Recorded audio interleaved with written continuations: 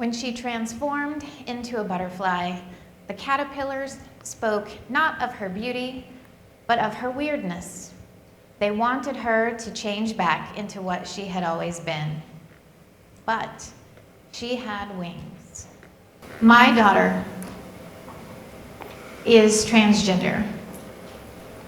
And the story of the caterpillar and the butterfly is something that we see quite frequently in the trans community and support groups. Because when you think about it, when a person transforms their life from presenting as the gender that they were assigned at birth into the opposite gender, or no gender, or somewhere in between, everyone is going to take notice. We're going to finally see them for the first time as they see themselves. And that is a thing of beauty. But unfortunately, in our world, we also have people who don't see it as a thing of beauty. They see a trans person as weird. And they're not shy about telling you that. They will scream and shout, they will stomp their feet, they will go online and leave horrendous comments, calling you crazy or not real and disingenuous and so many horrible things, all because you chose to show the world who you really are. Now, the transition, the transformation could be as simple as a name change and pronoun change, maybe a haircut, maybe some new clothes. But if someone's old enough, it could include medical interventions like hormone therapy or one or more surgeries. But we still have the chance to see the person that the person is on the inside through those changes. I could tell you that that analogy is pretty much all you need to know. It's as simple as it gets, but it's so much more complicated, and that could take so much time to get to the point of feeling the freedom of having your wings, where you get to leave behind all the negativity of the caterpillars who are still down there clinging to their branches. But I'm not here to talk to you about that today. I'm not here to tell you a story of my daughter. I'm not here to tell you the story of anyone else who's trans. As an ally, that's not my place. It's not my role. They are their own best champions, and they can tell us their own stories in their own time if or when they choose to do so. But what I can tell you about is my own transformation. Because like this caterpillar, I had to go through some significant changes of my own.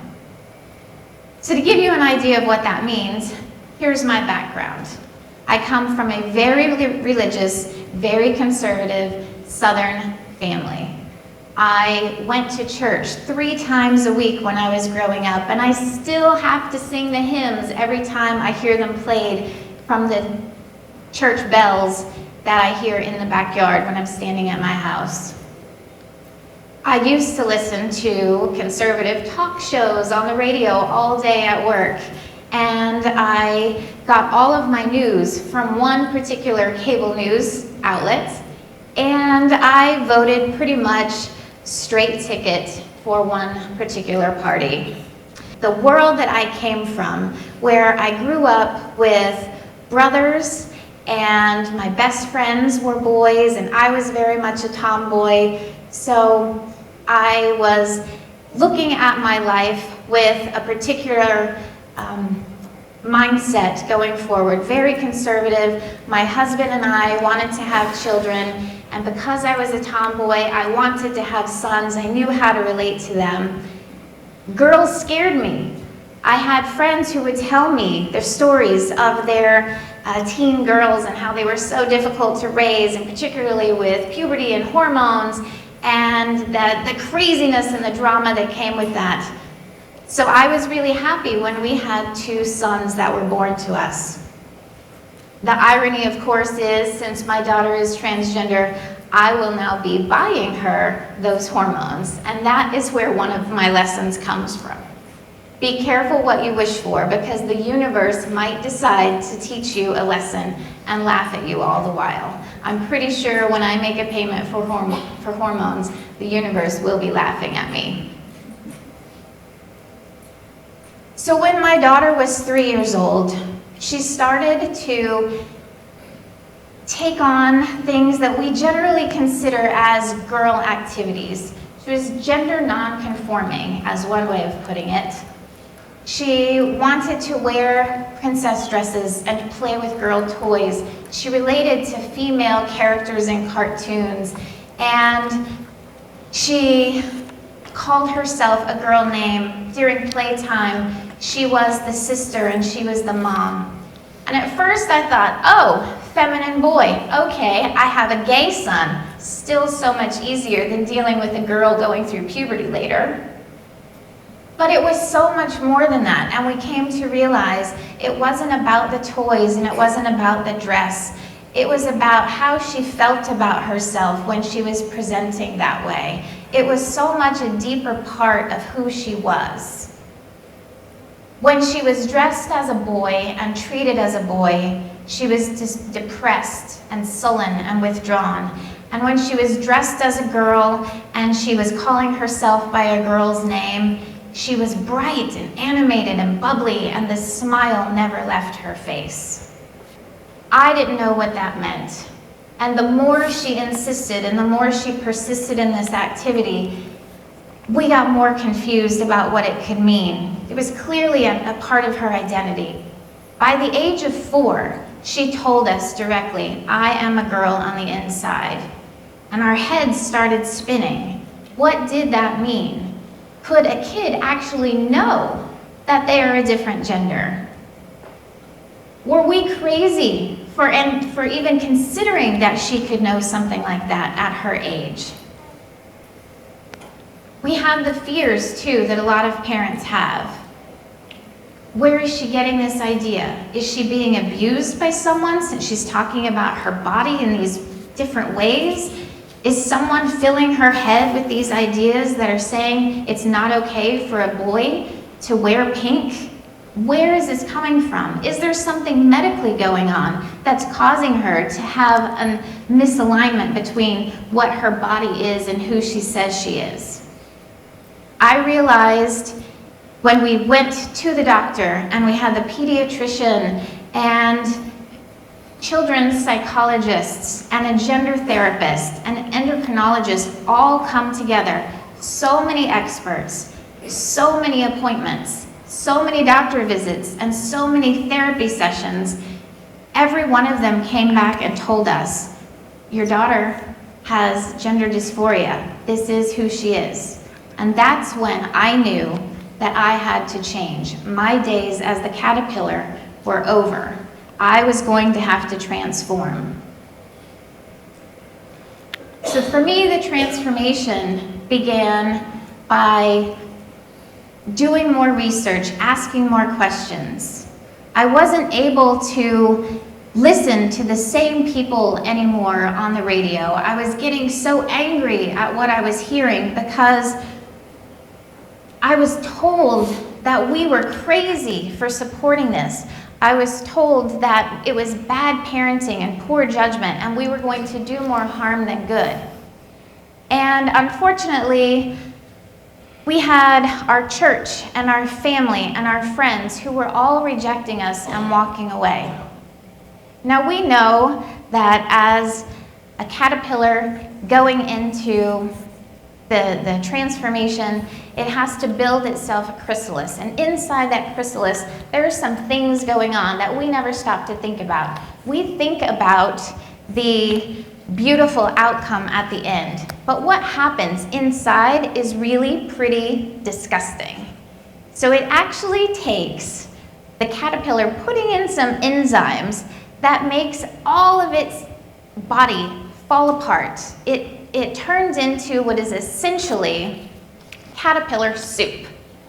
And inside this soup is all that these few little remaining cells are going to need to start rebuilding the pieces of the butterfly that we're going to see later. If you would have looked at me at that time and cut me open, I would have had this disgusting caterpillar soup inside of me. Everything about my world was changing. I left my job and my career behind so that I could stay home to homeschool her. Our friends and family were gone. I felt completely rejected by our church, who had told us that our daughter was a sinful manifestation and that she was not welcome in the church. I also had to start rebuilding myself. So I went and found some new friends, and these were some trans adult women who gave me a safe space where I could go and start speaking to them and asking them my questions and sharing with them my fears. And they were able to answer questions and acknowledge those fears, but reassure me that things could get better. So this is something that we see the pretty image on the outside and we think that everything is okay inside, but there is really often a lot of chaos and turmoil that's happening inside of us. When something is uncomfortable and something hurts, you have to ask yourself why. I was really uncomfortable going through these changing processes because I had to evaluate a lot of things in my life.